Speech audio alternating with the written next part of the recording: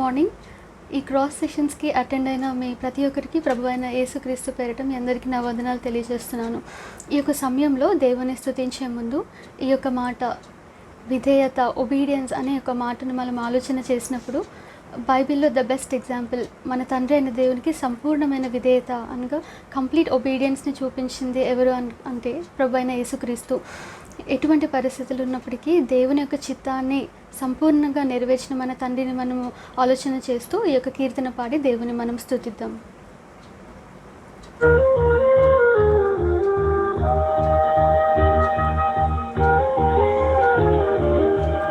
యేసు ప్రభు యొక్క పరిచర్య చేస్తున్న దినాలలో ఆయన ప్రతి ఒక్కరిని ప్రేమ చేతనే జయించారు. ఈ సమయంలో ఆయనను అందరం కలిసి ఆరాధన చేద్దాం.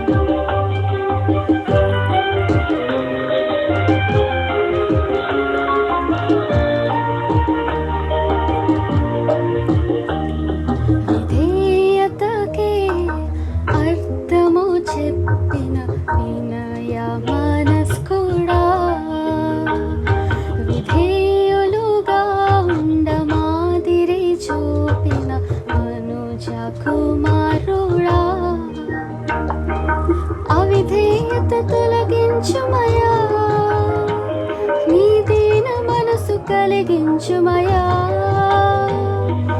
అవిధేయత తొలగించుమయా, నీ దీన మనసు కలిగించుమయా.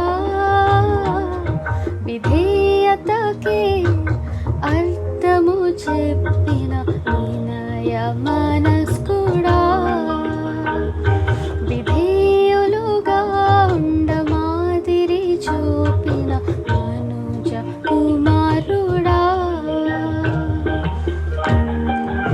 పరిచర్య చేయుటకి ధరణికి వచ్చిన త్యాగమూర్తి మన యేసు ప్రభువు. ఆయన ప్రతి చర్యను జరిగించక ప్రగవారిని క్షమించిన దేవుడు కనుక ఆయన ప్రతి ఒక్కరూ మనము ఈ యొక్క పాట ద్వారా దేవుని స్తుతించి మహిమపరుద్దాం.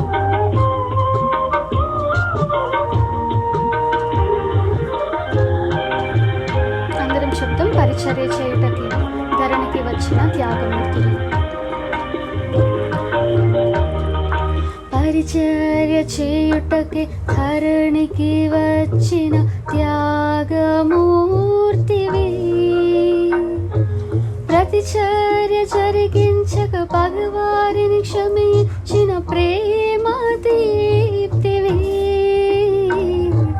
పరిచర్య చేయుటకి ధరణికి వచ్చిన త్యాగమూర్తివి, ప్రతిచర్య జరిగించక పగవారిని క్షమించిన ప్రేమ దీప్తివి. సిలువ మరణము పొందునంతగా నీవే తగ్గించుకొంటివి, సిలువ మరణము పొందునంతగా నీవే తగ్గించుకొంటివి. అధికముగా హెచ్చింపబడితివి, అధికముగా హెచ్చింపబడితివి. అవిధేయత తొలగించుమయా, నీ దీన మనసు కలిగించుమయా, అవిధేయత తొలగించుమయా, నీ దీన మనసు కలిగించుమయా. విధేయతకే అర్థము చెప్పిన వినయ మనస్కుడా, విధేయులుగా ఉండ మాదిరి చూపిన మనుజ కుమారుడా. మనందరికీ అబ్రహాము తెలుసు.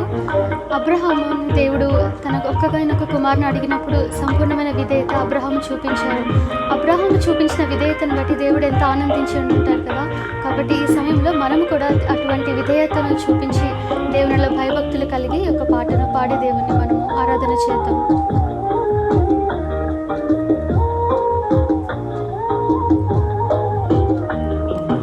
పరిపూర్ణమైన భయభక్తులతో తండ్రికి లోబడితివి,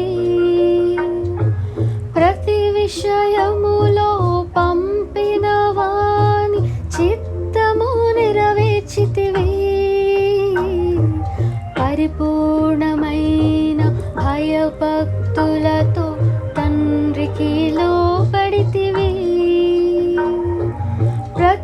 క్షయములో పంపిన వాని చిత్తము నెరవేర్చితివి. శ్రమలు పొంది యాజకుడని దేవునిచే పిలువబడితివి. శ్రమలు పొంది యాజకుడని దేవునిచే పిలువబడితివి. రక్షణకు కారకుడవైతివి, రక్షణకు కారకుడవైతివి. అందరం చెప్దాం. అవిధేయత తొలగించుమయా, నీ దీన మనసు కలిగించుమయా. అవిధేయత తొలగించుమయా, నీ దీన మనసు కలిగించుమయా. విధేయతకే అర్థము చెప్పిన వినయ మనస్కుడా, విధేయులుగా ఉండమాదిరి చూపిన అనుజ కుమారుడా. అవిధేయత తొలగించుమయా, నీ దీన మనసు కలిగించుమయా. అవిధేయత తొలగించుమయా, నీ దీన మనసు కలిగించుమయా. విధేయతకే అర్థము చెప్పిన వినయ మనస్కుడా, విధేయులుగా ఉండమాదిరి అనుజ కుమారుడా. Praise the lord. Cross culture అనే సిరీస్లో మనం 3rd డే ఉన్నాం. సో దేవుడు మనకి ఇచ్చిన కృపను బట్టి సిలువ గురించి కొన్ని లోతైన విషయాలు తెలుసుకోవడానికి దేవుడు ఇచ్చిన కృపను బట్టి దేవునికి వందనాలు తెలియజేస్తా ఉన్నాను. అలాగే ఎర్లీ మార్నింగ్ మీరందరూ ఈ లైవ్ ప్రోగ్రామ్ చూడడానికి మీరు నిర్ణయించుకున్న ప్రతి పరిస్థితిని బట్టి మీ విషయంలో కూడా నేను ప్రార్థన చేస్తూ ఉన్నాను. అయితే సిలువ గురించి మనం మొదటి రోజు మనం మాట్లాడుకున్న ఒక డైమెన్షన్ ఉంది. అదంటే యేసు ప్రభు సిలువ ఎక్కడానికి గల కారణం ఏంటంటే ఆయన నీతిలో మనం శిక్షించాలి, ఆయన ప్రేమలో మనం రక్షించాలంటే మన స్థానం తీసుకోవడానికి ఎవరన్నా రావాలి అని మాట్లాడాం. కాబట్టి ఒకటి ఆయన నీతి, రెండోది ఆయన యొక్క ప్రేమ, ఆయన లేకపోతే ఆయన కృప. కాబట్టి ఈ రెండు దేవుని యొక్క స్వభావ లక్షణాలు. ఒక ముస్లిం నన్ను అడిగిన ఒక ప్రశ్న ఇట్లా ఉంది. అదేంటంటే మీ దేవుడు రాష్ట్రపతి కంటే గొప్పవాడు కాదా అని అడిగాడు. గొప్పవాడే. కాబట్టి రాష్ట్రపతికి క్షమాపక్ష చేసే అధికారం ఉంటుంది, క్షమాపణ ఇచ్చేస్తాడు ఈజీగా. ఎవరన్నా ఒక మర్డర్ చేస్తే రాష్ట్రపతి జాలి పడితే ఇంత కోర్టు తీర్చిన తీర్పు ఓకే క్షమించేయండి అంటే అయిపోతుంది. కాబట్టి మీ దేవుడు ఆ పని కూడా చేయలేడా, ఇది వాళ్ళన్నమాట. సో ఇక్కడ ప్రాబ్లం ఏంటి అని అంటే దేవుని యొక్క లక్షణాలు, దేవునికి ఉండవలసిన లక్షణాలు ఆయన స్వభావం నుంచి వచ్చినాయి, ఆయన స్వభావానికి భిన్నమైనవి కాదు. అందుకని దేవుడు ఏదన్నా చేయగలడా అంటే ఏది చేయలేదు అనేవి కొన్ని ఉంటాయి. అదేంటంటే దేవుడు అన్నీ చేయగలడు అని అంటే పాపం చేయగలడా, చేయలేడు. అబద్ధం ఆడగలడా, అబద్ధం ఆడలేడు. సో దేవుడు అన్నీ చేయగలడు అంటే అర్థం ఏంటి? సో ఇక్కడ ఒక ప్రాముఖ్యమైన విషయం ఏంటంటే దేవుడు అన్నీ చేయలేడు, కొన్ని చేయలేని ఉంటాయి. ఏంటంటే ఆయన స్వభావానికి విరుద్ధమైనవి ఏమీ ఆయన చేయలేడు. అందుకని ఆయన పాపం చేయలేడు, ఎందుకంటే ఆయన స్వభావం ఏంటంటే ఆయన పరిశుద్ధుడు. కాబట్టి ఆయనలో సత్యం ఉంటుంది, చీకటి ఎంత మాత్రం ఉండదు. కాబట్టి ఆయన అబద్ధం ఆడడు, పాపం చేయడు. కాబట్టి ఇది దేవుని యొక్క లక్షణాలు. సో దేవుడు తన యొక్క లక్షణాలకి భిన్నంగా వచ్చి వ్యవహరించడు. అందుకని దేవుడు మార్పు లేనివాడు అని కూడా అంటూ ఉంటాం. సో దేవుడు మార్పు లేనివాడు, అన్చేంజబుల్ లేదా ఇమ్యూటబుల్ అనే మాటలు యూజ్ చేస్తూ ఉంటాం. సో దేవుడు మార్పు లేనివాడు అని మాట్లాడుతున్నప్పుడు దేవుడు తనకి క్యారెక్టర్లో, తన లక్షణాల్లో కాంప్రమైజ్ అవ్వడు. సిలువను చూసినప్పుడు ఇంకొకటి ఏంటంటే ఆయన నా పాపాల నిమిత్తం చనిపోయాడు, గుడ్. ఇంకొకటి కూడా ఏంటంటే ప్రాబ్లం విత్ ఇన్ ద దేవుని యొక్క క్యారెక్టర్లోనే ఒక ఛాలెంజ్ ఏర్పడ్డది. అదేంటంటే ఆయన నన్ను పాపం చేసినప్పుడు పాపం వల్ల వచ్చే శిక్ష మరణం. అది మనకు తెలుసు, పాపం వల్ల వచ్చే శిక్ష మరణం. కాబట్టి నేను పాపం చేశాను, తప్పు చేశాను, నాకు శిక్ష పడాలి. కాబట్టి న్యాయం ప్రకారం నాకు శిక్ష పడాలి. కానీ అట్ ద సేమ్ టైం దేవుని ప్రేమ గలవాడు కూడా. సో తన ప్రేమలో నన్ను రక్షించాలి. ఈ రెండు నేచర్ ఉన్నాయి. కాబట్టి ఆయన ప్రేమ కోసం న్యాయాన్ని వదులుకోడు, న్యాయం కోసం ప్రేమను కూడా వదులుకోడు. అంటే ఒక రకంగా చెప్పాలంటే ఈ రెండు యొక్క లక్షణాలు ఆయనున్న క్యారెక్టర్లో ఆయన అడ్జస్ట్ కాలేకపోయాడు, ఆయన కాంప్రమైజ్ కాలేకపోయాడు. అంటే నువ్వు నేను ఆరాధిస్తున్న దేవుడు ఎలాంటి దేవుడు తెలుసా? అడ్జస్ట్ కాలేడు, కాంప్రమైజ్ కాలేడు వాల్యూస్తో. అలాంటి దేవుడిని నువ్వు నేను ఆచరిస్తూ ఉన్నావు, ఆరాధిస్తూ ఉన్నావు. నువ్వు నేను నమ్ముతున్న దేవుడు ఎలాంటి వాడు అంటే ఆయన న్యాయం కోసం ప్రేమని పక్క పెట్టుకోడు, ప్రేమ కోసం న్యాయాన్ని పక్కదోవ పట్టించాడు. ఆయన నేచర్లో ఆ అడ్జస్ట్ కాలేని గుణం వల్ల ఏం చేశాడంటే ఆయనే సిలువ ఎక్కవలసి వచ్చింది. సో అంటే మనకులాగా దేవుడు కాంప్రమైజ్ అయిపోయే దేవుడు కాదు. కాబట్టి ఒక లక్షణం మనం దేవుడి నుంచి నేర్చుకోవాల్సింది ఏంటంటే ఆయన ఎస్ అంటే ఎస్, నో అంటే నో. అలాంటి ఆయన్ని సేవిస్తున్న బిడ్డలుగా మనం ఈ ప్రపంచంలో ఉన్నాం. కాంప్రమైజ్ కాకుండా వాల్యూస్తో జీవించడం అనేది ఖచ్చితంగా దేవుడు నీ నుంచి నా నుంచి కోరుకుంటూ ఉంటాడు.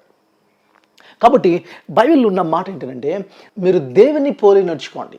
ఎఫెసీ పత్రిక 5వ అధ్యాయం 1వ వచనంలో ఉన్న మాట. మనము దేవుని పోలి నడుచుకోవాలి. ఎందుకు అనంటే కొరింథీ రాసిన మొదటి పత్రిక 11వ అధ్యాయంలో మీరు చూస్తే ఆ 1వ వచనంలో అక్కడ ఉన్న మాట ఏంటంటే మీరు క్రీస్తుని పోలి నడుచుకోండి. సో పౌలు అంటాడు నేను క్రీస్తుని పోలి నడుచుకున్నట్టు మీరు నన్ను పోలి నడుచుకోండి. సో పౌలు క్రీస్తుని పోలి నడుచుకున్నాడు. క్రీస్తు ఎలా నడిచాడో, ఆయన ఎలాంటి లక్షణాలు కలిగి ఉన్నాడో, సో అలాంటి లక్షణాల్లోకి రావడానికి పౌలు చేసిన ప్రయత్నం.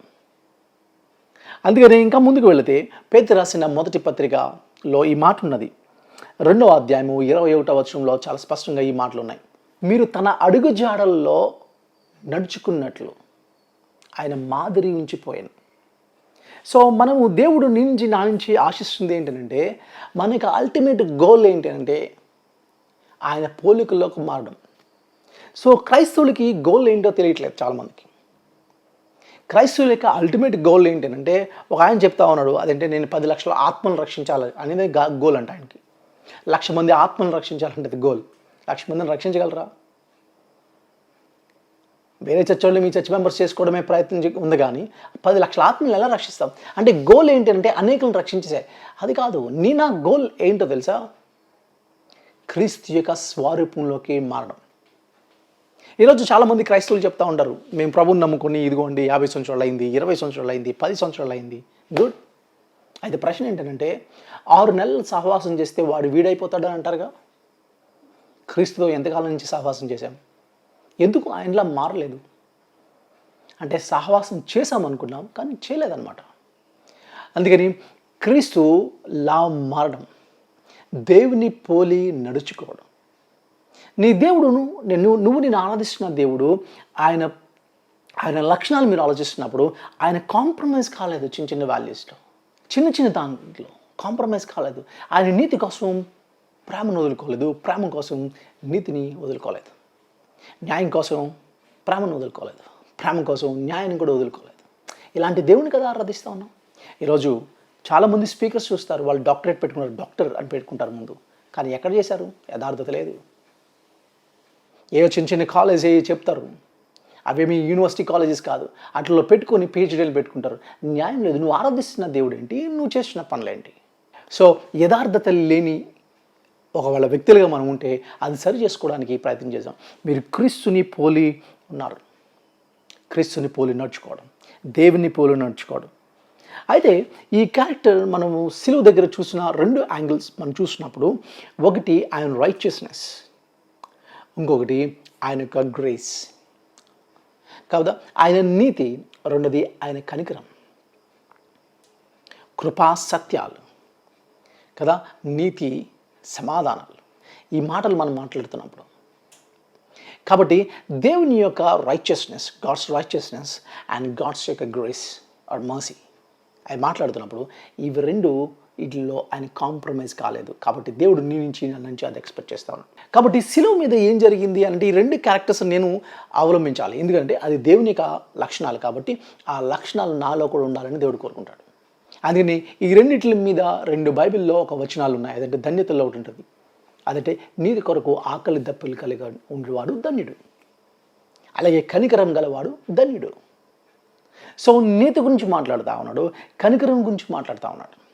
సో ఈ లక్షణాలు నేను అవలంబించుకోవాలి, తెచ్చుకోవాలి. కాబట్టి నీతి అన్నప్పుడు మనం ఏం చేస్తామంటే 3 రకాలుగా నీతిని మనం మాట్లాడుతుంటాం. ఒకటి ఇంపార్టెడ్ రైచియస్నెస్, దానికంటే ముందు imputed righteousness, imparted righteousness and eternal righteousness.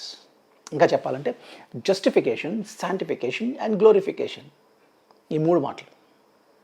అంటే దేవుడు నన్ను సిలువలో నా పాపాన్ని క్షమించడమే కాదు, ఆలెఫ్ యొక్క పాపాలు తీసేయడమే కాదు, దేవుని యొక్క నీతిని, క్రీస్తు యొక్క నీతిని నా మీద ఆరోపించాడు. సిలువను చూసినప్పుడు కేవలం నా పాప క్షమాపణే కాదు, సాక్షాత్తు ఆలెఫ్ నన్ను చూస్తున్నాడు తెలుసా. ఆలెఫ్ తన జీవితంలో పాపం చేయలేదు అన్నట్టు దేవుడు నన్ను చూడడం, ఆయన నీతిమంతుడిగా నన్ను తీర్చాడు. ఆయన అది లీగల్గా తీర్చాడు, కానీ యాక్చువల్గా ఆమె సింగర్. మీకు ఉదాహరణ చెప్తే అర్థమవుతుంది. మనకి మాజీ లేకపోతే ఇంతకుముందు ప్రీవియస్ అమెరికన్ ప్రెసిడెంట్గా ఉన్న క్లింటన్, ఆ టైంలో ఒక అమ్మాయి, ఆయన ఆఫీస్లో ఉన్న ఒక అమ్మాయి వచ్చి ఈ క్లింటన్తో, ఈ అమెరికన్ ప్రెసిడెంట్తో నాకు సంబంధం ఉందని చెప్పింది, మోనికా. సో చెప్పితే కోర్టులో కేసు పడ్డది, కోర్టులో కేసు వెళ్ళింది, కానీ మొత్తానికి కోర్టు కేసుని కొట్టేసింది. క్లింటన్ను నిర్దోషి అని తీర్చేసింది. కానీ క్లింటన్ను ఆ నిర్దోషాన్ని తీర్చేసిన తర్వాత బయటకు వచ్చిన తర్వాత నెక్స్ట్ సండే ఒక చర్చ్లోకి వెళ్ళి అందరి ఎదురు నాకు కన్ఫెస్ అయ్యాడు, అవును ఆ అమ్మాయితో నేను తప్పు చేశాను, కానీ కోర్టు అయితే నిర్దోషం తీర్చేసిందని అక్కడ ఒప్పుకున్నాడు. కానీ ఆ అమ్మాయి మళ్ళీ కోర్టులో ఈ కేసు వేయలేదు, మళ్ళీ క్లింటన్ ఆ కోర్టులో ఆ కేసుని మళ్ళీ చేసుకోలేదు. కాబట్టి ఇప్పుడు చెప్పండి, న్యాయస్థాన ప్రకారం ఇక్కడ నిర్దోషి, కానీ యాక్చువల్గా దోషి. అదే ప్రతి క్రైస్తవుడి యొక్క పరిస్థితి ఈరోజు. దేవుడు నిన్ను నన్ను సిలువలో చేసిందంటే ఆయన నీతిని నా మీద ఆరోపించి లీగల్గా ఆలెఫ్ని రైచియస్ అంటికి పెట్టేశాడు, నీతిమంతుడు అంటికి పెట్టేశాడు. కానీ యాక్చువల్గా ఆలెఫ్ నీతిమంతుడు కాదు, అది దేవుని యొక్క నీతిని నా మీద ఆరోపించాడు. ఆయన మంచి పనులని నా మంచి పనులుగా ఆయన అకౌంట్లో నన్ను క్వాలిఫై చేశాడు. మీకు అర్థం అవడానికి నేను ఒక మాటలు చెప్తాను. ఒక చిన్న పిల్లలు ఇద్దరు ఒక బౌలింగ్ గేమ్ ఉంటుంది కదా, బౌలింగ్ గేమ్ ఆడుతున్నారు. సో వాళ్ళిద్దరి పేర్లు, అది ఆల్విస్, ఆడ్విన్ అనే 2 పేర్లు ఉన్నాయి. ఈ చిన్న పిల్లలు ఇద్దరు బౌలింగ్ ఆడుతూ ఉన్నారు. ఆల్విస్ అన్న బాబు 10th స్టాండర్డ్ చదువుతున్నాడు, ఆడ్విన్ అన్నవాడు చిన్నోడు, వాడు 5th స్టాండర్డ్ చదువుతా ఉన్నాడు. సో అన్నదమ్ములు బౌలింగ్ గేమ్ ఆడుతూ ఉన్నారు. బౌలింగ్ అంటే ఒక బాల్ పెట్టి కొడితే 10 ఉంటాయి, ఎన్ని పడితే అన్ని పాయింట్స్ ఉంటాయి. కాబట్టి ఫస్ట్ టైం ఆల్విస్ వచ్చి కొట్టాడు, 10th క్లాస్ కాబట్టి ఆ బాల్ కొంచెం బరువు ఉంటుంది, అది ఆ బరువు వల్ల వెళ్ళి తగిలిని, కానీ 4 పడ్డాయి. సో ఆల్విస్ 4 అని బోర్డు మీద పాయింట్ పడ్డది, 4 అని పడ్డది. ఇప్పుడు ఆడ్విన్ వంతు వచ్చింది. ఆడ్విన్ చిన్నాడు ఆ బాల్ లేదు బరువు ఎత్తలేకపోతా ఉన్నాడు, ఎందుకంటే అది 7 kgs, 9 kgs, 11 kgs ఉంటుంది కాబట్టి ఎత్తలేకపోతున్నాడు. కాబట్టి వెంటనే ఇలా కొట్టాడు, అది చివరి వరకు వెళ్ళకుండా మధ్యలో ఆగిపోయింది. పాపం ఏడుపు వచ్చేస్తుంది. మళ్ళీ ఇప్పుడు ఆల్విస్ వంతు వచ్చింది, అంటే 10 times ఇస్తాడు ఒకరికి. మళ్ళీ ఆల్విస్ వంతు వచ్చింది, మళ్ళీ ఆల్విస్ మళ్ళీ కొట్టాడు, ఈసారి 5 పడ్డాయి. కాబట్టి ఇందాక 4 ప్లస్ ఇప్పుడు 5 10, 9. కాబట్టి ఆల్విస్ మీద బోర్డు పడుతుంది, ఆల్విస్ 9 points. ఇప్పుడు ఆడ్విన్ మళ్ళీ వచ్చాడు, ఆడ్విన్ 0 చూపిస్తుంది. ఇప్పుడు ఎన్ని కొడితే ఇప్పుడు అన్ని పాయింట్స్ యాడ్ అవుతాయి. ఏడుపు వచ్చేస్తుంది. కాబట్టి వెంటనే అక్కడ ఉన్న వాళ్ళ నాన్నగారు తీసుకొని, నీ బదులు నీ నాన్న అని వచ్చారు. ఓకే అని తీసుకుని ఇచ్చేస్తే ఆ బంతి తీసుకొని ఆ బాల్ తీసుకుపెట్టి కొడితే 10 పడిపోయాయి. పేరేంటో తెలుసా? ఆడ్విన్ 10 మార్కులు. ఆడ్విన్కి ఆనందం వచ్చేస్తుంది. ఆడింది ఆడ్విన్ కాదు, ఆడ్విన్ స్థానంలో వాళ్ళ నాన్నగారు ఆడారు, వాళ్ళ డాడీ ఆడారు. కానీ పేరు మాత్రం ఆడ్విన్కి వచ్చింది. గేమ్ ఆడింది ప్రభు, ఆ మెరిట్ నీకు నాకు ఆపాదించాడు. ఆయన నా గేమ్ ఆడాడు, నా ఆట ఆయన ఆడేసి, నా బదులు ఆయన జీవించేసి, నేను చేయవలసిన మంచి పనులు ఆయన చేసేసి, ఆయన అకౌంట్లో నన్ను క్వాలిఫై చేసి నన్ను నీతిమంతుడిగా తీర్చాడు. అందుకని మార్టిన్ లూథర్ ఇట్లా అంటాడు, దేవా నీకు పాపం అంటే ఏంటో తెలీదు, నాకు నీతి అంటే ఏంటో తెలియదు. కాబట్టి నా పాపాన్ని నువ్వు తీసుకుని పాపం అయిపోయి నీ నీతిని నా మీద ఆరోపించి నన్ను నీతిమంతుడిగా తీర్చావు. కాబట్టి దీన్నేమంటామంటే legal righteousness.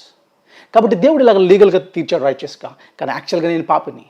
So day to day లైఫ్లో నేను నా మెడిటేషన్ ద్వారా నా క్యారెక్టర్ మార్చుకొని ఏం చేస్తానంటే దేవుని యొక్క పోలికల్లో నడవడానికి, ఎలా అయితే తీర్చాడు నీతిమంతుడుగా అలా అవడానికి ఏ రోజుకి ఆ రోజు నేను చేసే ప్రయత్నాన్ని ఏమంటానంటే పరిశుద్ధపరచబడ్డం. దాన్ని శాంటిఫికేషన్ అంటాం. ఎప్పటికీ పర్ఫెక్ట్ అవుతాను అంటే అది గ్లోరిఫికేషన్లో నేను పర్ఫెక్ట్ అవుతాను. అది గ్లోరిఫికేషన్ అంటే నా మరణం తర్వాత నేను పర్ఫెక్ట్ అవుతాను.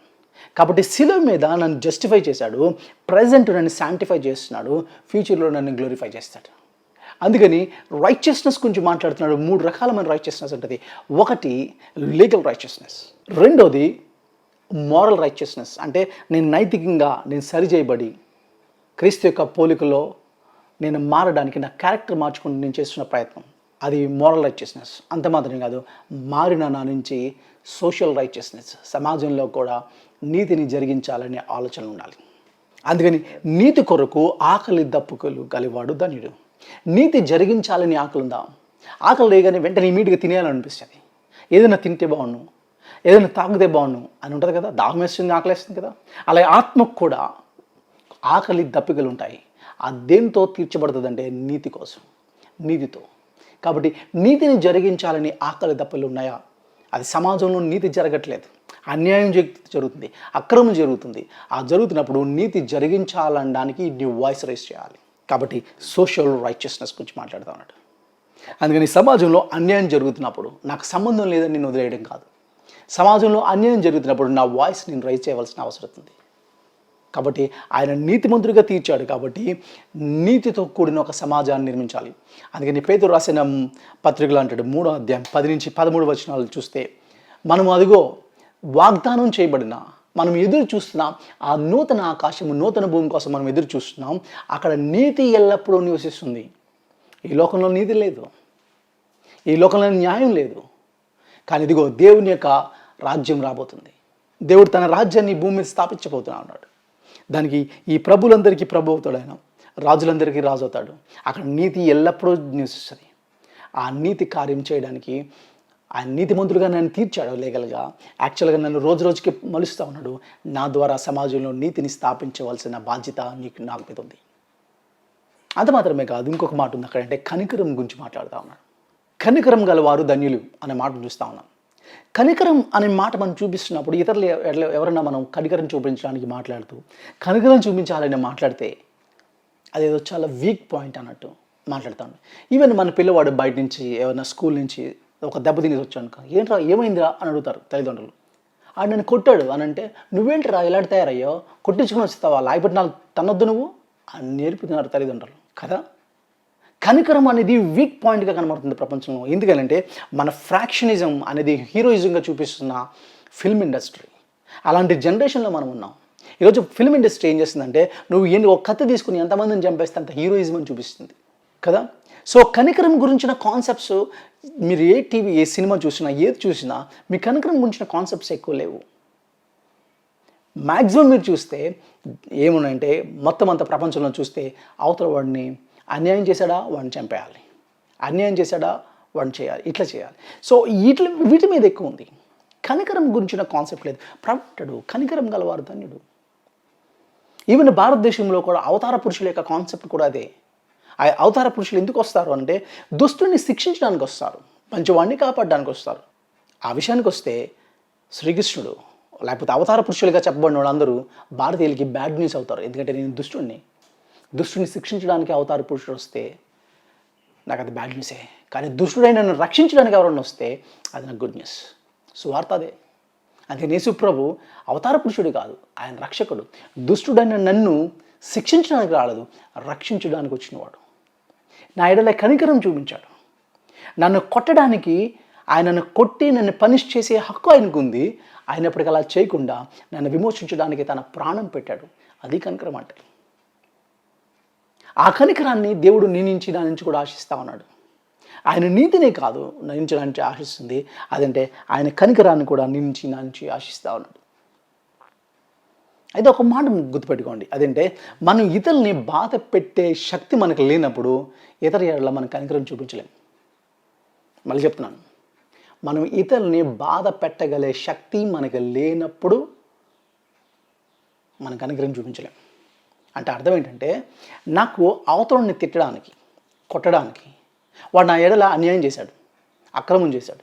ఇప్పుడు వాడిని ఒక మాట అనడానికి నాకు శక్తి ఉంది, పవర్ ఉంది, పొజిషన్ ఉంది. ఇప్పుడు అవన్నీ ఉంచుకొని వాడిని గాయపరచడానికి నాకు రైట్ ఉంది. అప్పుడు అలా ఆ రైట్ ఉన్నప్పుడు, ఆ హక్కు ఉన్నప్పుడు అది చేయకుండా నేను ఆగిపోతానే, దాన్నే కనికరం అంటాం. ఈ మాట రావాలంటే ప్రేమ అనే వర్డ్ దాంట్లోకి ఎంటర్ అవ్వాలి. పాయింట్ ఉండి అవతలని హర్ట్ చేసే పాయింట్ ఉండి హర్ట్ చేయకుండా ఆగిపోవడం అంటే పవర్ అండర్ కంట్రోల్. నీకు పవర్ ఉండి కంట్రోల్ ఉండడం, అవతలని గాయపరిచే శక్తి నీకుండి ఆగిపోవడం, అవతలని తిట్టే శక్తి నీకుండి నువ్వు ఆగడం. ఇది చేయాలంటే అక్కడ లవ్ అనేది యాడ్ అవుతుంది, ప్రేమ అనేది యాడ్ అవుతుంది. అందుకని ప్రేమ అనే మాటలు మనం చూస్తున్నప్పుడు, లాస్ట్ టైం నేను ఒక చోట మాట్లాడుతున్నప్పుడు ఒక అబ్బాయిని నేను అడిగాను, నాకు అమ్మాయి అంటే ఇష్టం అన్నాడు. ఎందుకు ఇష్టం అని అడిగితే చెప్పాడు, నాకు అమ్మాయిలో ఆ లక్షణాలు ఉన్నాయి అందుకే ఇష్టం. నేను చెప్పాను, ఆ అమ్మాయిలో ఏబిసి అనే లక్షణాలు ఉన్నాయి, నీకు కూడా ఏబిసి అనే లక్షణాలు ఉన్నాయి. నీలో ఏబిసి అనే లక్షణాలు ఉన్నాయి కాబట్టి, ఆ గుణాలు ఆ అమ్మాయిలు ఉన్నాయి కాబట్టి నువ్వు ఇష్టపడుతున్నావు. నీకు ఇష్టం లేని గుణాలు అమ్మాయిలు XYZ అనే గుణాలు ఉంటే నువ్వు ఇష్టపడవు. అంటే ఎదుటి వ్యక్తిలో నువ్వు ఇష్టపడుతున్నావు. వ్యక్తిని ఇష్టపడడం వేరు, వ్యక్తిలో ఉన్న విషయాన్ని ఇష్టపడడం వేరు. అంటే అన్నాడు, ఏమి లేదు, సచిన్ టెండూల్కర్ని మనం ఇష్టపడం, తన ఆటను మాత్రమే ఇష్టపడతా ఉంటాం. సచిన్ టెండూల్కర్ క్రికెట్ ఆడకపోతే సచిన్ టెండూల్కర్ అంటే ఏంటో ఇండియన్స్కి ఎవరికి తెలియదు, తను ఎవరు ప్రేమించరు. ఎందుకే తన వ్యక్తిని ఇష్టపడలేదు, వ్యక్తిలో ఉన్న విషయాన్ని ఇష్టపడ్డారు. కాబట్టి ప్రేమ అంటే వ్యక్తిలో ఉన్న విషయాన్నే కాదు, ఒక వ్యక్తిని ఇష్టపడడం, సంపూర్ణంగా ఇష్టపడడం.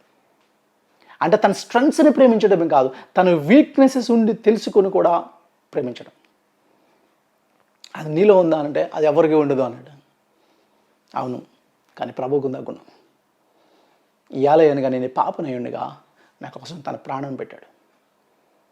నా స్ట్రెంగ్స్ చూసి ప్రేమించడం కాదు, నా వీక్నెసెస్ని చూసి కూడా నన్ను ప్రేమించి నా కోసం ప్రాణం పెట్టడం. ఒక అమ్మాయి నాకు ఫోన్ చేసింది, అన్న నాకు పెళ్లి చేసుకున్నాను, 1.5 year అయింది. అమ్మాయి ముందు నుంచి నాకు తెలుసు కాబట్టి, ఇప్పుడు నాకు నచ్చట్లేదన్నా వీడు.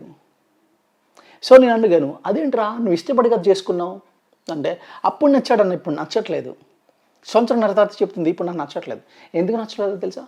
ఆడు పూర్తిగా అర్థమైపోయాడు కాబట్టి నచ్చట్లేదు. ఒక వ్యక్తి మనకి పూర్తిగా అర్థమైపోతే మనకు నచ్చదు. కాబట్టి అమ్మాయికి చెప్పాను, అమ్మ ప్రేమలో 2 విషయాలు ఉంటాయి. ఒకటి ఏంటో అనుకుని ప్రేమించడం వేరు, రెండోది ఏంటో తెలుసుకుని ప్రేమించడం వేరు. ఇప్పుడు దేవుడు నిన్ను ఏంటో అనుకుని ప్రేమించాడా, మనల్ని ఏంటో తెలుసుకుని ప్రేమించాడా? నా రహస్య పాపాలు కూడా ఆయనకు తెలుసు, నా డార్క్ సిన్స్ తెలుసు కదా. నేను హృదయం నుంచి ఇంకా ఏం మాట్లాడతానో తెలియకముందు, ఏం ఆలోచిస్తున్నానో తెలియకముందే నేను ఏమనుకుంటున్నాను ఆయనకి సమస్తం తెలుసు. అలా ఉండాలి. ఎలా అనగా నేను పాపనై ఉండగానే అప్పుడే నా కోసం తన ప్రాణం పెట్టాడు. సో కనికరం అనే కాన్సెప్ట్ని మనం చూసినప్పుడు, నా దగ్గర హర్ట్ చేసే, నన్ను శిక్షించే హక్కు ఉండి ఆయనకి, నన్ను శిక్షించకుండా నన్ను వదిలేయడం అనేది దయ చూపించడం.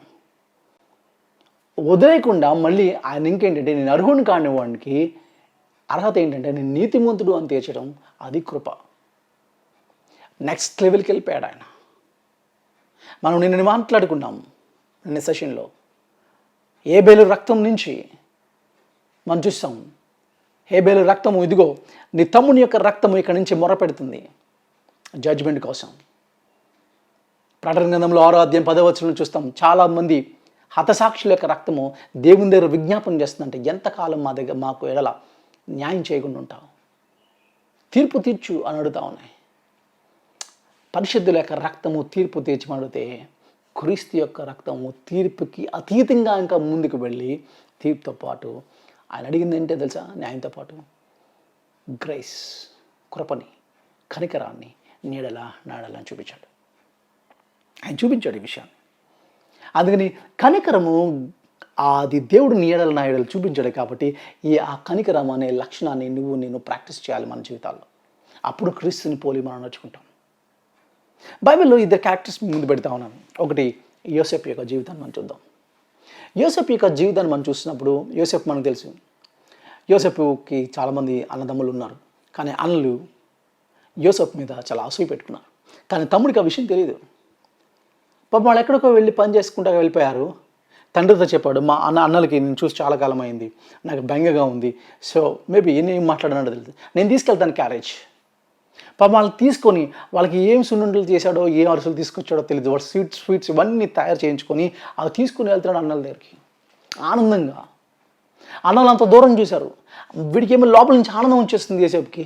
మా అన్నలు వాళ్ళు నన్ను పట్టుకుని హగ్ చేసుకుంటారు, నాకు ముద్దులు పెట్టేస్తారు అనుకుంటే, వాళ్ళు ఎంత క్రూరంగా ఆలోచిస్తున్నారో తమ్ముడికి తెలియదు. దూరం నుంచి చూసి అన్నం చూడగానే ఎంత ఆనందపడిపోయి ఉంటాడో. రాగానే ఇలా గట్టి లాగానే స్లోగా నాన్న, స్లోగా లాగు, ఎందుకు నొప్పి వస్తుంది కదా అని ఉంటాడు. వాళ్ళు తిరుగుతున్నారో కొడుతున్నారో తెలియదు. కొట్టారో కొడుతున్నావు ఏంటన్నా అని ఉంటాడు.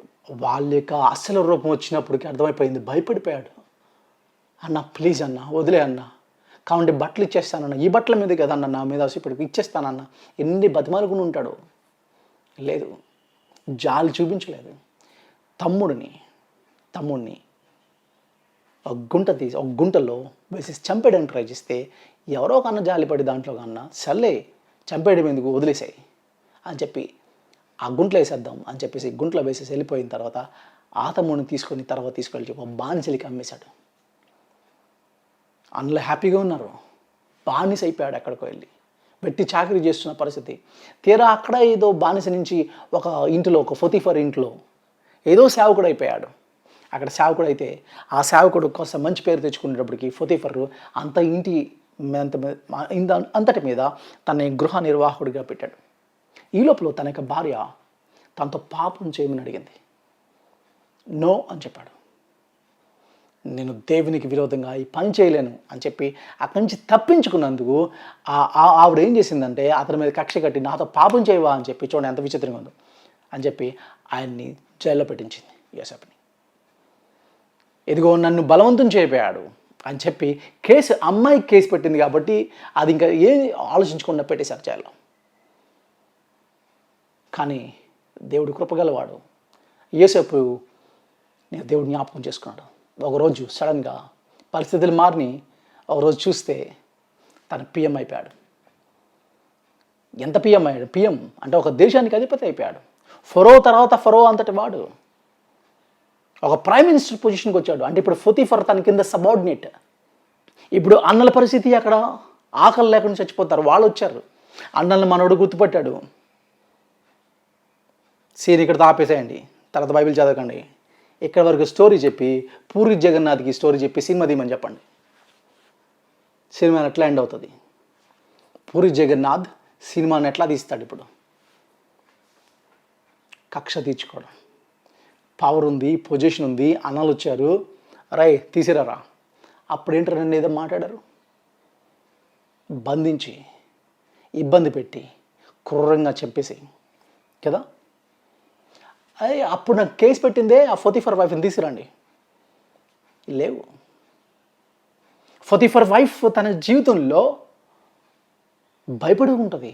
అరే ఇప్పుడు నా హస్బెండ్కే అధికారం అయిపోయాడు, ఇప్పుడు మేము సబార్డినేట్ అయిపోయాం తన కింద, ఇప్పుడు నా మీద కక్ష తీర్చుకోవడానికి తను చాలా పాయింట్స్ ఉన్నాయి, ఇప్పుడు అవన్నీ లాగుతాడేమో అనుకుంటే తన లైఫ్లో అంతా కామ్గా ఉన్నాడు. పొతిఫర్ వైఫ్ గిల్టీతో చచ్చిపోయి ఉంటుంది కదా. పవర్ ఉండి కంట్రోల్ ఉండడం అంటే అదే.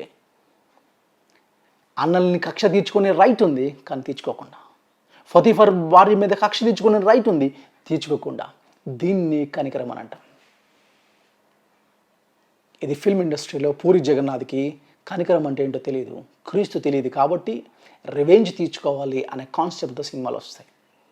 అలాంటి సినిమాలు చూస్తూ ఈరోజు కక్ష తీర్చుకోవాలనే కల్చర్ పెరుగుతూ ఉంది. కానీ సిలువ వల్ల వచ్చే కల్చర్ ఏంటో తెలుసా? కక్ష తీర్చుకునేది కాదు, కనికరం చూపించేది. నీ దగ్గర పవర్ ఉండి నువ్వు అవతలని హర్ట్ చేయకుండా ఉండడమే కనికరం చూపించడం. ఈ కల్చర్ ప్రపంచంలోకి వెళ్తుందా, లేకపోతే సినిమా కల్చర్ ప్రపంచాన్ని ప్రభావితం చేస్తుందా? రివెంజ్ అనే కల్చర్, కక్ష తీర్చుకోకుండా హీరో చచ్చిపోతే లేదా హీరోయిన్ చచ్చిపోయింది అనుకోండి, ఆవిడ దయ్యమయ్యన్నా వచ్చి మళ్ళీ కక్ష తీర్చుకుంటుంది. ఇప్పుడు దయ్యాల సినిమాలు కూడా వస్తున్నాయి. అంటే రివెంజ్ని, కక్ష తీర్చుకోవడం అనేది, పగ తీర్చుకోవడం అనేది ఏ స్థాయిలో తీసుకొచ్చేసారంటే నువ్వు ఖచ్చితంగా కక్ష తీర్చుకోవాల్సిందే, రివెంజ్ తీసుకోవాల్సిందే. ఆ కల్చర్ ప్రపంచంలో వెళ్తుంటే కౌంటర్ కల్చర్, కయ్యన్ నుంచి వచ్చిన కల్చర్ అలాగైతే ఏబేల్ నుంచి వచ్చిన కల్చర్, ఇషే లేకపోతే ఆదాంకి తర్వాత వచ్చిన జనాంగం నుంచి వచ్చిన కల్చర్లో మనం చూస్తే ఆ కల్చర్ యెహోవా పేరట ఆరాధన చేసే కల్చర్ స్టార్ట్ అయింది. ప్రపంచంలో ఈ కల్చర్స్ ప్రభావితం చేసింది పగ తీర్చుకోవడం, కక్ష తీర్చుకోవడం అనేది. ఇలాంటి టైంలో దేవుడు నీకు నాకు చెప్తుంది, నువ్వు ఒక కౌంటర్ కల్చర్ని క్రియేట్ చేయాలి. సిలువ వల్ల క్రాస్ కల్చర్ రావాలి. నువ్వు ఈ ప్రపంచానికి ఒక కల్చర్ నేర్పాలి, కనికరం చూపించడం. దావీదు లైఫ్లో కూడా చూస్తే అబ్షలోము దావీదుని తరుముతా ఉన్నాడు, కొడుకు కదా ఏం చేయలేడు, పారిపోతా ఉన్నాడు. దావీదుతో కొంతమంది సైనికులు ఉన్నారు. ఈ లోపల షిమి అన్నవాడు ఒకడు బయలుదేరాడు. అక్కడ బయలుదేరి కొన్ని రాళ్ళు తీసుకున్నాడు, దావీదు మీదకి విసిరాడు. విసిరి అంటాడు, చీ అన్నాడు. చీ అన్నాడట రాజుని. పోరా అన్నాడట, కుక్క అన్నాడు. ఈ మాటలు ఉంటాయి బైబిల్లో. అంత నీచంగా అంటే అక్కడ దావీదు యొక్క సైనికుడి కోపం వచ్చి కత్తి తీసుకొని చంపేద్దామంటే దావీదు అన్నాడు, వదిలేసాయి. బహుశా దేవుడు తన్ని అనుమతించాడేమో నేను తిట్టడానికి, వదిలేసాయి అన్నాడు. పవర్ ఉండి కంట్రోల్లో ఉండడం అంటే అదే. ఆ తర్వాత అబ్షలోము చనిపోయాడు, దావీదు మళ్ళీ సింహాసనం మీద కూర్చున్నాడు. అప్పుడు దావీదు ఇప్పుడు పవర్ వచ్చింది కదా, అరే ఆడెవడో మన మీద రాళ్ళు ఇసాడు కదా, కుక్క అన్నాడు, చిచి అన్నాడు కదా, అది తీసుకురండి రా అన్నాడా? లేదు. అక్కడ మాట తెలుసా, దావీదు ఏం సైలెంట్గా ఉన్నాడు. కొంతకాలం తర్వాత షిమ్మి వచ్చి దావీదు దగ్గరికి వచ్చి క్షమాపణ అడిగాడు. దావీదు అన్నాడు, ఓకే గో హెడ్. నీకు పవర్ ఉండి కంట్రోల్లో ఉండమంటుంది, కనికరం అంటే అది. ఆ కనికరం యొక్క అల్టిమేట్ పీక్ ఎక్కడ చూస్తామంటే సిలువ మీద చూస్తూ ఉంటాం.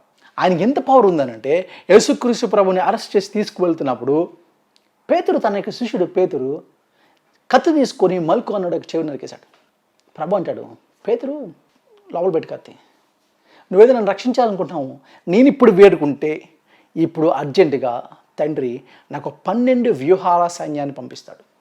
అంటే ఒక్క వ్యూహము అంటే 6,000 ఉంది కింద. 12 into 6,000, 12 into 6,000 అంటే 72,000 దేవదూతలు వస్తాయి. ఒక్కొక్క దేవదూత ఎంత పవర్ఫుల్ తెలుసా? సొదొమ గుమొర్రాలను నాశనం చేయడానికి 2 దేవదూతలు చాలు. అలాంటిది 72,000 దేవదూతలు వస్తే ఏమవుతుంది? అంత పవర్ ఉంది నాకు. వేడుకుంటే 72,000 దేవదూతలు వస్తారు. ఒక దేవదూత రోజుకి, ఆ రోజు అదేంటి ఓల్డ్ టెస్ట్మెంట్లో ఉంటుంది, ఒక్క రాత్రి 185,000 మందిని చంపేశాడట ఒక్క దేవదూత. అలాంటిది 72 దేవదూతలు వస్తే రోమన్ సామ్రాజ్యం ఏమవుతుంది? అంత పవర్ ఉంది పేతురు. ఎందుకు నువ్వు కత్తిస్తావు? పవర్ ఉండి కంట్రోల్లో ఉన్నాడు. అంత పవర్ ఉన్నవాడు ఆయన మీద ఉమ్మేసినప్పుడు, స్పిట్ చేసినప్పుడు, ఆయన తలకి లేదా కళ్ళకి గంతలకు పెట్టి అరచేలతో కొట్టి, నేను కొట్టింది ఎవరో చెప్తావా? ఆయన ర్యాగింగ్ చేస్తూ, గేలి చేస్తూ, ఎగతాళి చేస్తూ, ఆయన అవమానపరుస్తుంటే ఆయన నోట్లోంచి వచ్చిన మాట తెలుసా? తండ్రి వీరేం చేస్తున్నారు మీకు తెలియదు, క్షమించు. Power under control. కాబట్టి చాలాసార్లు మనకేమవుతుందనంటే మన దగ్గర పవర్ ఉన్నప్పుడు మన కంట్రోల్లో ఉండం. కనికరం అంటే ఏంటో తెలుసా? Power under control. సిలువ నుంచి నువ్వు నేను నేర్చుకోవాల్సిన విషయాలు. సిలువలో 7 మాటల గురించి మనం మాట్లాడుతూ ఉంటాం. 7 మాటల గురించి మాట్లాడుతున్నప్పుడు 7 మాటల గురించి మాట్లాడడానికి ప్రయత్నం చేస్తారు. అవి సిలువ మీద నుంచి మాట్లాడినవి చాలా గొప్ప మాటలు, మిగతావి తక్కువ మాటలు అనేవి కాదు. అవి ఎందుకు గొప్ప మాట్లాడి అవి అంటే ఎక్కడి నుంచి ఎవరు మాట్లాడారన్న దాన్ని బట్టి దానికి గొప్పతనం కాదు, ఎక్కడి నుంచి మాట్లాడారన్న దాన్ని బట్టి దాని గొప్పతనం. ఇలా కెమెరా పెట్టి చైర్ వేసి ఇలా కూర్చుంటే బోల్డ్ కబుర్లు ఆడతాను నేను. కానీ 2 చేతులు మేకులు దిగ్గొట్టబడుతున్నప్పుడు, నరాలు చీల్చుకొని రక్తం బయటకు వస్తున్నప్పుడు, ఎండలో ఈ పగిలిపోయి చెమట ఆ రక్తంలోకి వెళ్ళి ఉప్పు నీరు తిరుగుతున్నప్పుడు, ఆ ఎండకి మైగ్రేన్ వస్తున్నప్పుడు, ఆ నరాలు సెప్టిక్ అయిపోతున్నప్పుడు, అప్పుడు వస్తుందా క్షమాపణతో కూడిన మాటలు, లేకపోతే బూతి మాటలు ఏమొస్తాయి? రెండిటి నుంచి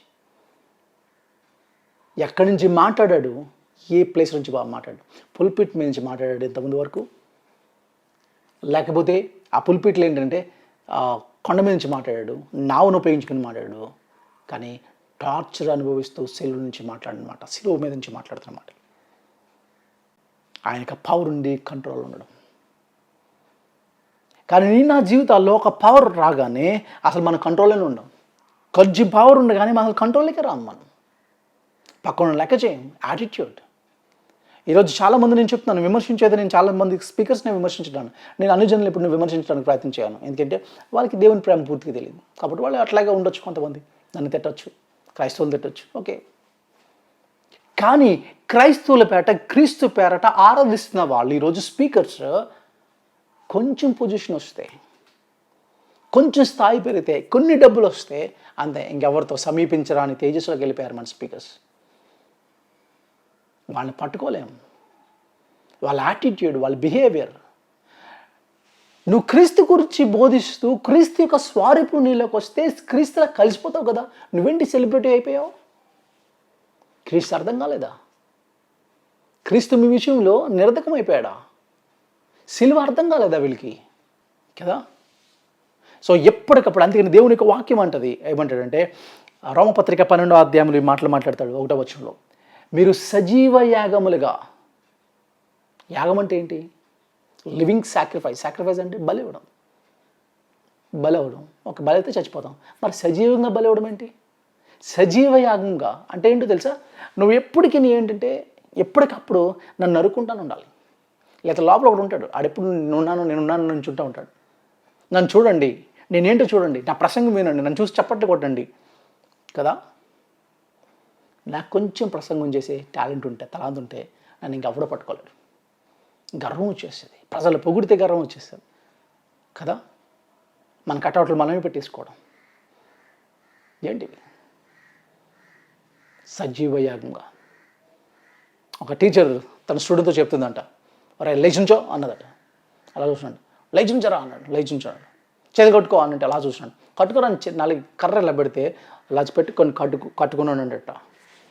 కానీ లోపల నుంచి ఆడు అనుకుంటాడు అనమాట, పైకి నుంచున్నాను కానీ లోపల అలాగే కూర్చున్నాడు, ఆడ చేతులు కట్టుకోలే. మనకి పైకి మాత్రం వినయంగా ఉంటాం, కనికరం చూపిస్తాడు. లోపలోడు గర్వం అలాగే ఉంటుంది. చాలా చిన్న చిన్న వాటికి గర్వం తీసుకుంటాను. ఎప్పటికీ ప్రతి దాంట్లో నేను ఉన్నానని ఇస్తూ ఉంటాడు ఆడు నరికేయాలి వెంటనే.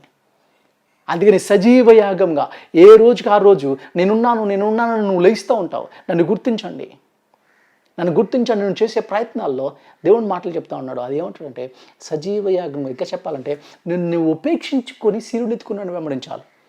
శిలువనెత్తుకుని వెంబడించడం అంటే ఏంటో తెలుసా? నువ్వు ఉపేక్షించుకోవాలి. అంటే డినై దై సెల్ఫ్. నీ ఈగో పక్కన పెట్టుకోవాల్సి వస్తుంది. నేను ఎక్కడికైనా ఒక చర్చ్కి వెళ్ళగానే, చర్చ్లో నేను కూర్చోగానే నన్ను చూస్తే ఎవరైనా పాస్టర్ గారు చూసి నన్ను చూసి వెంటనే నాకు వాక్యం ఇచ్చేస్తాను. ఎక్కడైనా ఒకళ్ళు ఎవరైనా ఇవ్వలేదు అనుకోండి, నాకు కోపం వచ్చేస్తుంది, బాధ వచ్చేస్తుంది. ఎందుకు అలా వస్తుంది మనకి అంటే, నేను అన్నవాడు బతికే ఉన్నాడు అనమాట, ఆడు చచ్చిపోలేదు. ఇంకా నేనే జీవిస్తున్నాను. క్రీస్తు పోలికలు ఇంకా నేను రావట్లేదన్నమాట కదా. అందుకని స్పీకర్స్ చాలాసార్లు ఎదుటి వాళ్ళ ప్రసంగాలు వినట్లేదు. ఇవన్నింటిని మనం నేర్చుకోవడానికి ప్రయత్నించాలి. ఎందుకంటే క్రీస్తు నుంచి, క్రాస్ నుంచి వచ్చే కల్చర్లో ముందు నా బిహేవియర్ని మారకుండా కల్చర్ని మార్చలేను, సొసైటీని మార్చలేను. క్రిస్టియన్ ఇన్ఫ్లుయెన్స్ చేసే ముందు క్రిస్టియన్ క్యారెక్టర్ మారాలి. వ్యక్తి మారకుండా వ్యవస్థ మారదు. మార్పు వ్యక్తిత్వంలో ఉండాలి, వ్యక్తిలో ఉండాలి. అది లేకుండా వ్యవస్థలో ఉండదు. అబ్దుల్ కలాం ఒక మంచి మాట అంటాడు, ఇండియా అంతా స్మార్ట్ సిటీస్ మీద ఫోకస్ చేస్తుంది. ఫోకస్ చేయవలసింది స్మార్ట్ సిటీస్ మీద కాదు, స్మార్ట్ సిటిజన్స్ మీద ఫోకస్ చేయండి. ముందు పౌరులు, సిటిజన్స్ స్మార్ట్ అవ్వకుండా సిటీని స్మార్ట్ చేసి ఇస్తే ఏం చేస్తాడు? కెళ్ళినవులు వదిలేస్తాడు, తుక్కుని తీసుకొచ్చి రోడ్డు మీద వదిలేస్తాడు. ఎందుకంటే పీపుల్ స్మార్ట్ కాలే. ముందు పీపుల్ స్మార్ట్ చేస్తే చెత్తగా ఉన్న ప్రదేశాలను కూడా మంచిగా చేయగలరు కదా. వ్యవస్థ మారాలి అంటే ముందు వ్యక్తి మారాలి. సమాజం మారాలి, మీరు లోకానికి వెలుగ్గా ఉప్పుగా ఉండాలంటే ముందు మీ క్యారెక్టర్ మారాలి. అందుకని మీరు లోకానికి వెలుగ్గా ఉండండి, లోకానికి ఉప్పుగా ఉండండి అనేది క్రిస్టియన్ ఇన్ఫ్లుయెన్స్. దానికి ముందు ఉన్న మాట అంటే మీరు ధన్యులు, సాత్వికులు ధన్యులు, దుఃఖపడవారు ధన్యులు, దీనులు ధన్యులు అంటూ ధన్యతలు మాట్లాడే అది క్రిస్టియన్ క్యారెక్టర్. క్రిస్టియన్ క్యారెక్టర్ అయిన తర్వాత క్రిస్టియన్ ఇన్ఫ్లుయెన్స్ జరుగుతుంది. కాబట్టి మన వ్యక్తిత్వాలు మారుతూ ఉన్నాయి. శిలువ నుంచి నేను నేర్చుకోగలుగుతా ఉన్నానా? ఈ విషయాలు మీరు గమనించండి. ఒక పాపాత్ముడైన స్త్రీ యేసుక్రీస్తు ప్రభువుని దగ్గర తీసుకొచ్చారు. అక్కడ మాట అంటే మేము వ్యభిచారం చేస్తుండగా ఇవి పట్టుకుని తీసుకొచ్చాం అంటే ఎంత దారుణం అండి. ఒక అమ్మాయి ఒక్కదే వ్యభిచారం చేసేదా? చేయదే. మరి వాడేడి? వాడిని వదిలేశారు, వాడిని తీసుకురాలేదు, వాడిని పట్టుకోవడానికి ప్రయత్నించాలి. వ్యభిచారం చేస్తుండగా తీసుకొచ్చామనంటే పాప ఇంకా బట్టలు కూడా సరిగ్గా వేసుకున్నదో లేదో, వాళ్ళు ఉన్నాయో లేదో మనకు తెలియదు, తీసుకొచ్చేసారు పబ్లిక్లో. రాళ్ళు తీసుకొని కొట్టేయడానికి, పక్కోడి మీద బ్లేమ్ చేయడానికి రెడీగా ఉంటాం కదా. ఇంతకీ రాళ్ళు ఇచ్చి కొట్టడానికి వచ్చిన వాళ్ళు ఎవరు తెలుసా? పాపులే. వీళ్ళకి ఒక పాపి దొరికింది, కొట్టేయడానికి తయారయ్యారు. మాసిలిమన్ గారు మంచి బ్యూటిఫుల్ సాంగ్ రాశాడు, హే ప్రభు యేసు, హే ప్రభు యేసు. దాంట్లో అంటాడు, పాపము చేసిన స్త్రీని కని పాపుల కోపము మండే కదా. పాపాన్ని చూస్తే పాపులకే మండిపోయిందట. పరిశుద్ధుడికి ఎలా ఉంటుంది కదా. రాళ్ళు తీసుకుని వచ్చారు. ప్రభు అంటాడు, మీలో పాపం లేనాడు మొదట రాయి వేయండి అన్నాడు. అంతే. వాళ్ళ మనస్సాక్షి చేత వాళ్ళు గద్దింపబడి అక్కడి నుంచి వెళ్ళిపోయారు. అక్కడన్నమాట యేసు ఒక్కడే మిగిలిన. బైబిల్లో లేని మాట ఇంకో మాట కూడా పెట్టచ్చు, ఆమె కూడా ఒక్కదే మిగిలింది. ఆయన ఒక్కడే ఎందుకు మిగిలాడో తెలుసా? పాపం లేనివాడు మొదట రాయి వేయండి, ఆయన ఒక్కడే మిగిలినంటే ఆయన పాపం లేనివాడు, రాయి తీసుకొని కొట్టే శక్తి ఉన్నవాడు ఆయన ఒక్కడే మిగిలాడు. ఆవిడ కూడా ఒక్కదే ఎందుకు మిగిలింది తెలుసా? అందరూ వెళ్ళిపోయారు కదా, నేను వెళ్ళిపోతున్నా, ఎస్కేప్ అయిపోలే. నేను తప్పు చేశాను ప్రభా, నేను అర్హురాలని, నేను పాపని ఒప్పుకునే దమ్ము ఆవిడకుంది, ఆవిడ అక్కడ ఉంది. పాపం లేదని చెప్పే దమ్ము ఈయనకుంది, ఈయన అక్కడ ఉన్నాడు. 3 జనం ఉంటారు, ఎస్కేప్ అయిపోతారు, ఏ పట్టించుకోరు. దాంట్లో ఉంటారు, దీంట్లో ఉంటారు వీళ్ళు. ఆవిడంటది, అమ్మా నిన్ను ఎవరు కొట్టలేదా? లేదు ప్రభా, నువ్వు ఒక్కడే ఉన్నావు. రాయి పెట్టి నన్ను కొట్టే శక్తి నీకే ఉంది, నీ దగ్గర ఆ పవర్ ఉంది, ఆ పాయింట్ కూడా ఉంది నన్ను శిక్షించడానికి. ప్రభు అంటాడు, నేను కొట్టను. నేను వచ్చింది ఏంటికో తెలుసా? నిన్ను రాయి పెట్టి కొట్టడానికి రాలేదు, ఆ రాయి దెబ్బ తగలకుండా చేయడానికి వచ్చాను. నా దగ్గర పవర్ ఉండి ఇట్స్ అండర్ కంట్రోల్. నీ శిక్షించడానికి వచ్చిన వాడిని కాదు, నేను అవతార పురుషుని కాదమ్మా, నేను రక్షకుడిని.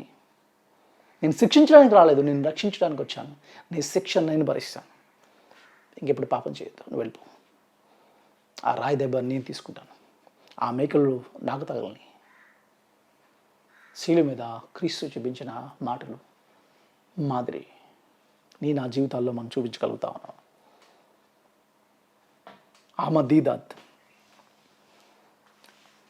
ఒక యూనివర్సిటీ కాలేజ్కి పిలిచారు. అహ్మద్ దీదాద్ అనే ఆయన మీకు తెలుసో లేదో చాలామందికి, ముస్లిం ఎపాలజిస్ట్. క్రైస్తవుని చాలా దారుణంగా తిడతాడు. చనిపోయాడు ఆయన. డిబేట్స్లో పాల్గొనేవాడు క్రిస్టియన్ స్కాలర్స్లో. కానీ ఎక్కడ కనికరం ఉండదు, ఎక్కడ మంచిగా మాట్లాడు, అవతలని అవమానిద్దామనే చూస్తాడు. ఎప్పుడను గౌరవంగా మాట్లాడు ఎవరితో. అలాంటి అహ్మద్ దీదాద్ ఒక యూనివర్సిటీ, ఫారెన్లో ఒక యూనివర్సిటీకి పిలిచారు స్పీకర్గా. అహ్మద్ దీదాద్ మాట్లాడుతూ, క్రైస్తత్వం ఏమీ నిజ జీవితాల్లో పనిచేయదు అన్నాడట. ఆ టాక్ లేదా ఆ కాంగ్రెస్ లేకపోతే ఆయన ఎక్కడైతే మాట్లాడుతున్నాడో ఆడియన్స్ నుంచి ఒక ప్రొఫెసర్ లేచి అహ్మద్ దీదాద్ క్వశ్చన్ అవర్లో ఆయన చెప్పాడట, అహ్మద్ దీదాద్ మీరు ఇందాక ఇలా అన్నారు, కానీ క్రీస్తు నా జీవితంలో పనిచేస్తున్నాడు అన్నాడట. అహ్మద్ దీదాద్నే కమాన్ ఇలా అన్నాడట, స్టేజ్ మీదకి ఇలా పెట్టి ఇలా రండి అన్నాడట. పైకి వస్తే చెయ్యలా పట్టి పని కొట్టాడట చెంప మీద. ఒక ప్రొఫెసర్ తన స్టూడెంట్స్ అందరూ అంత 1000 మంది స్టూడెంట్స్ ఎదురుకుంటా మని కొట్టాడట ప్రొఫెసర్ని. క్రీస్తు పనికి వస్తున్నాడు, మీ జీవితాల్లో క్రీస్తు యొక్క టీచింగ్స్ పనిచేస్తున్నాయి అన్నావు కదా, మీ క్రీస్తు ఒక చెంప మీద కొడితే ఇంకో 2వ చెంప కొట్టి మీద తిప్పు అన్నాడట. మళ్ళీ తిప్పాడట, మళ్ళీ అంతే గట్టి కొట్టాడట. ఆ 2 చెంపలు బాగా ఎర్రగైపోయాయి. ఆడియన్స్లో స్టూడెంట్స్ అందరూ షేక్ అయిపోయి అలా చూస్తున్నారు, ప్రొఫెసర్ ఏం చేస్తాడా అని. ఆయన కళ్ళ నుండి నీళ్ళు కారిపోతున్నాయట. వెంటనే అన్నాడట, షర్ట్ తీసేయి అన్నాడట. షర్ట్ తీసాడట. మీ బైబిల్లో ఏముంది తెలుసా? పై అంగి ఇమ్మంటే కింద అంగి కూడా ఇచ్చేయాలంది, తీసేయి, ప్యాంట్ కూడా తీయన్నాడట. ఆయన స్టూడెంట్స్ అందరూ తిన్న మైక్ దగ్గరికి వచ్చి, సారీ స్టూడెంట్స్, నా విశ్వాసం కోసం ఈ పని చేస్తున్నాను, ప్యాంట్ తీసేసి అండర్వేర్తో అక్కడి నుంచి నడుచుకుంటూ వెళ్ళిపోయాడట. ఆయన వెళ్ళిపోయి రూమ్లో కూర్చొని ఏడ్ చేస్తాడట మోకరించి, ప్రభా ఇంత అవమానం జరిగింది నా స్టూడెంట్స్ మధ్యన, నీకోసం నిలబడదామని అనుకుంటే ఇలా అయ్యింది, నాకు నా పరువు పోయింది, నా స్టూడెంట్స్కి నేను ఎట్లాగా తల చూపించుకోవాలి, రేపటి నుంచి నా మీద జోక్స్ వేస్తారు వాళ్ళు రేపటి నుంచి అని ప్రార్థన చేస్తున్నాడట. విదిన్ 10 minutesలో ఎవరో నాక్ చేస్తున్నారు డోర్ని ఎవరో కొడతా ఉన్నారు. ఆ డోర్ని ఓపెన్ చేసేటప్పటికి కొన్ని 100 మంది స్టూడెంట్స్ క్యూలో నుంచి ముస్లిం స్టూడెంట్స్ కాలు మీద అలా మోకరించి, ప్లీజ్ ఫర్గివ్ us, అహ్మద్ దీదాద్ తరపున మేము క్షమాపణ అడుగుతున్నాం, మమ్మల్ని క్షమించండి. ప్రేమతో జయిస్తుంది, ఉద్దేశంతో కాదు. నెపోలియన్ ఒక మాట అంటాడు, అలెగ్జాండర్ ది గ్రేట్ అని చెప్పబడిన ఆయన, నేను మా రాజ్యాల్లో కత్తితో కట్టాం కానీ కొలాప్స్ అయిపోయినాయి. కానీ క్రీస్తు యొక్క రాజ్యము ఆయన కత్తితో సాధించలేదు, ప్రేమతో సాధించాడు. దేవుని యొక్క రాజ్యానికి ఆయన ఉపయోగించుకున్న టూల్ ఏంటి తెలుసా? వెపన్ ఏంటి తెలుసా? కంపాషనేట్, లవ్, ప్రేమ, కనికరం. ఇది కాకుండా రివెంజ్, కౌంటర్ వేసేద్దాం, తిట్టేద్దాం, మనకి ఎప్పుడు పాయింట్ దొరుకుతుంది అవతల మీద పడిపోదాం అనేది కానీ నువ్వు అనేది లక్షణం వస్తుందంటే నువ్వు అపవాది సంబంధం. ఇంకా నువ్వు ఇంకా క్రీస్తుని పోలి నడవట్లే, క్రీస్తు యొక్క స్వరూపంలోకి రావట్లేదు, దేవుని పోలి నడుచుకుంటలే. నీ దేవుడు ఎలాంటి వాడో తెలుసా? ఆయన నీతి కోసం ప్రేమను వదులుకోలేదు, ప్రేమ కోసం నీతిని వదులుకోలేదు. ఆయన క్యారెక్టర్లో కాంప్రమైజ్ కాకుండా ఉన్నాడు. ఆయన దగ్గర పవర్ ఉంది నన్ను తిట్టడానికి, ఆయన దగ్గర పవర్ ఉంది నేను శిక్షించడానికి, ఆయన దగ్గర పవర్ ఉంది నన్ను కొట్టడానికి, ఆయన దగ్గర పవర్ ఉంది. ఆయన పరిశుద్ధుడు, నేను పాపిని. ఆయన అపరిమితుడు, నేను పరిమితమైన వాడిని. ఆయన సర్వజ్ఞాని, నాకు జ్ఞానం లేని వాడిని. అంతటి వాడు నా కోసం ప్రాణం అర్పించాడు. నేను శిక్షకి యోగ్యుడిని కదా. యోగ్యత లేని నాకు ఒక యోగ్యత ఇచ్చాడు. అదేంటా, నాకు నీతి అంటే ఏంటో తెలియదు, నీతిని నా మీద వేసేసి నా పాపాన్ని ఆయన తీసుకున్నాడు. ఇది కదా శిలువలో మనం నేర్చుకుంటుంది. అయితే ఆయన యొక్క క్యారెక్టర్లో ఆయన అడ్జస్ట్ కాలేదు. దాన్ని బట్టి శిలువ మీదకి ఆయన చనిపోవలసిందంటే మీరు ఆలోచించండి.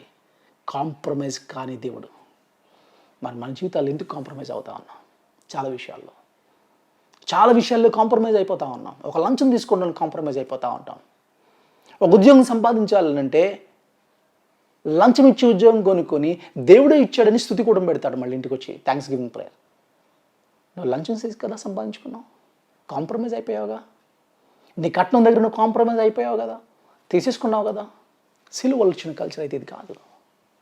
క్రాస్ కల్చర్ అని చెప్తా ఉన్నాం. సిలువ దగ్గర క్రీస్తు నుంచి నువ్వు నేర్చుకున్న విషయాలు తెలుసా? మన దగ్గర పవర్ ఉండి, అవతలని హర్ట్ చేయడే పవర్ ఉండి, నేను చేయకుండా ఉంటానే, కృప చూపిస్తానే, దయ చూపిస్తానే. అదే అందుకని యేసుప్రభు ఒక బ్యూటిఫుల్ స్టోరీ చెప్పాడు. ఒకటి దగ్గర అప్పు ఉన్నాడట, ఒక అధికారి దగ్గర అప్పు ఉన్నాడట. ఎంత అనంటే మన భాషలో చెప్పాలంటే మీరు ఒక 10 కోట్ల రూపాయలు అప్పు ఉన్నాడు. కట్టు అన్నాడు. సార్ కట్టలేనండి, జైలు వేసేయండి అన్నాడు. సార్ నాకు పిల్లలు ఉన్నారు, భార్య ఉన్నారని వేడుకున్నాడు. వెంటనే అధికారి జాలిపడి ఓకే అని వదిలేశాడు.